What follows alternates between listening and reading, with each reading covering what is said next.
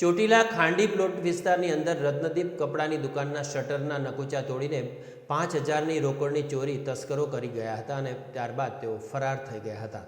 તેમજ ખાંડી પ્લોટ વિસ્તારમાં ચામુંડા ટ્રેડર્સ માંડની તેલની દુકાનના તાળા તોડીને રોકડ રકમની ચોરી કરી હતી। આણંદપુર રોડ પર આવેલા દાંતના દવાખાનાના તાળા તોડી મંદિરમાં રાખેલા 500 થી 700 રૂપિયાની રોકડ તેમજ તોડફોડ કરીને નુકસાન કરી હતી।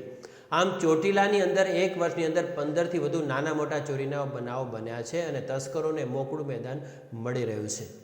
ત્યારે ચોટીલાના સમગ્ર વેપારીઓની એવી માંગ છે કે રાત્રે પેટ્રોલિંગ પોલીસ વધારે અને પોલીસ સતત પેટ્રોલિંગ કર્યા કરે।